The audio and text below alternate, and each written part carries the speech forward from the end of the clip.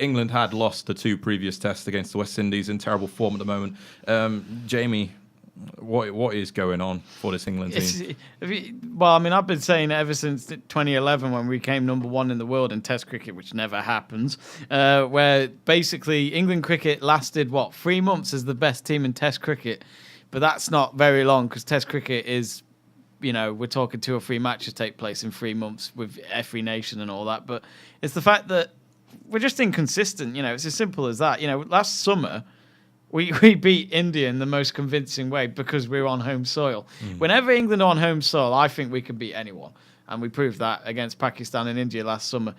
And then we obviously go to Sri Lanka as part of the Winter Test series in November. But it's another one of those where Sri Lanka haven't really got much identity in their team at the moment. No one really talks about them as one of the top teams.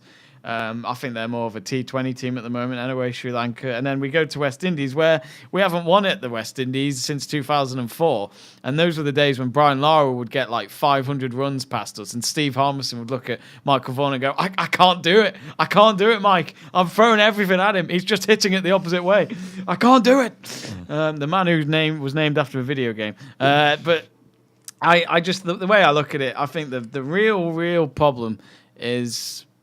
Well, I mean, it's been a problem for over a year now. I mean, Alistair Cook retired last summer, and he was our opening batsman and was a captain. I don't think he was good as a captain. He's a great batter. No, don't get me wrong. The stats will say he was one of the greatest Test cricketers in the history of the sport. But in the last 12 months of his England career, me and my dad would watch it on the telly, and we'd always just, look at the scorecard sometimes and go, Alistair Cook's just gone out for 3 runs.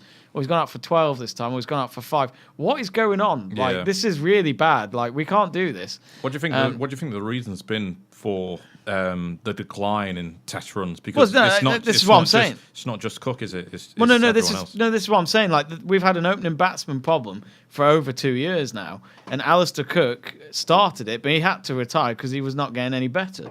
But then he leaves them too. Alistair Cook was doing a podcast the other day, watching in Antigua. He's loving it. He's just thinking, it's not my problem anymore. But when I look at this, I've written down since at least last summer, Rory Burns has come in for Sri Lanka, and I don't rate him because this is what he's done. These are his runs.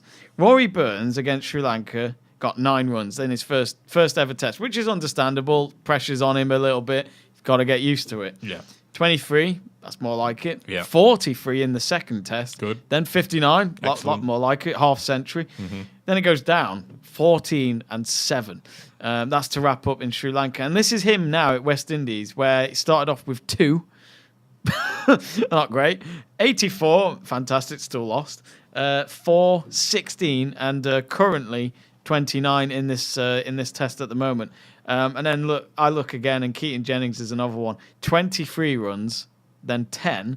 And this is against India when we actually pretty much beat them in at least 4 of the tests, from what I can remember. And then Keaton Jennings again in Sri Lanka, 46, 146. Now, hey up, finally, is this the man that can start it for us? No. 1, 26, 13, and 1 again. That's dreadful. And then now in West Indies, 17, 14, and he got dropped for the second test, and they thought they'd try someone else out. It's not worked. No. And they brought him back. He got 8 runs. So it's opening batsman. It's just not working. Do you think the batting patience then is therefore a reason as to why? I think my problem is with England is they're not playing defensive enough, because Alistair Cook was saying the other day, you've sometimes got to have a proper plan each day where it's kind of like, look, we've got to try and stay out on that crease for the whole day. Yeah. Don't care, whole day. It's all tactical. You see, this is what I love about Test cricket. People always take the mick out of it and say it's not a proper sport anymore. No one watches it. I'm sorry, but the real cricket fans watch Test cricket because it really is a challenge. Every team's different. Everyone changes their team for each test these days. And for example, I remember about, let's say, 15 years ago, we always had the same batsmen with Andrew Strauss and Marcus Trescothick up at the top. And what did they do? They were always getting centuries galore. They were just brilliant. And even if Strauss went out, we'd be like, we've got Trescothick still on the crease, and we've got Ian Bell coming in. Ian Bell's just phenomenal to watch. And can I just say, I said this last week, bring Ian Bell back, because I know he's 36, and I would have actually have said Jonathan Pryor as well, but Sorry, no, Jonathan Trott, what am I saying? Jonathan Trott as well, but he retired last year. But they even asked the England coaching team, Jonathan Agnew asked him behind the scenes, and he put in his blog, when I asked the coach who's been impressing you, and he went up to him, he said, I went to a county championship match last year, Johnny, and found out that pretty much that Jonathan Trott and Ian Bell can get centuries for fun. And then it's like everyone's thinking, we'll get Ian Bell back. Ian Bell may be quite old now for a cricketer, but it's like he's experienced. He could teach Keaton Jennings and Burns a thing or two, and just to teach them how to stay out there longer, because that's the real test. And with these low runs, it's not good enough. And come the Ashes, should we be worried?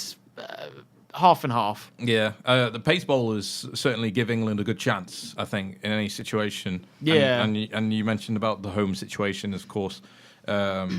The home and away splits are very, very different for the England cricket team, and as well route below 50 to above 35 in his test averages since the start of 2018. He was been just above 35, and he's the only one that's been above 40 in that period. Yeah. So it's crazy, really, and the catching's patchy too. Our slips have been terrible this year. And Anderson and Stuart Broad are near the end of their careers too, so it looks really bleak. The Ashes begin on August the 1st. You're really pumping this up, yeah. Conor. I'm not an England cricket fan, but I can feel like I'm ready for this. You can feel my passion. I'll say this now: if Steve Smith didn't cheat, I'd be even more worried right now. Yes. So. No chance. Do you think? I mean, Australia aren't doing too. No. I mean, too great either. The only player I keep an eye out for is, I should know this. I forget his name. He's like their third batsman. I can't remember his name. He's from Pakistan originally, but he went to Australia.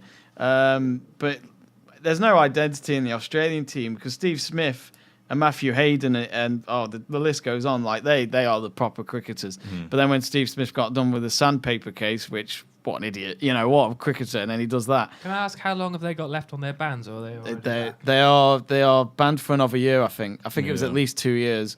But I think the Ashes is actually quite open this year because England haven't lost. We've only lost one test in England for the last 6 years, something like that. I can't remember. We haven't lost to Australia since the 90s, I don't think, at home. Because it's as far as I can remember, since I've been following it in 2005, we've won every Ashes test at home, whether it was convincing or not. So I think Australia are a little bit worried coming over here. Like I say, with Test cricket, when you play at home, you are always going to be the favourites. But when we're going to win, I think we're going to win still, but I don't think it'll be the most convincing. And then I always believe, if Joe Root maybe promotes himself back up as the opening batsman, that might be the idea right now because I think someone needs help up there, and so does Rory Burns. I can't see Burns being at the Ashes, but we'll see. Yeah, I mean, they went to St. Lucia, and I think they were going to do what you said, Jamie. If the tests finish early, they can get a couple of days holiday in the sun. Jonathan Agnew said it's spot on. Like if you're an England fan who's bought those packages to go and follow them, why are you complaining? Yeah. You get 2 more days extra on the beach. I mean, it's certainly better weather than what we've had here. Yeah, it's been absolutely cold and dreary, and it's given me the sniffles, I'm sure. But it's always the winter tests where. This is when the negativity always comes against England. I mean, let's not stop talking about the Ashes from last year, where I thought we'd have maybe a little bit of a chance and we got absolutely battered. But it's every time we have a winter test. But then when we have a summer test, everything's all positive again. We're one of the best. We just can't do it away from England. That's the way I see it. No,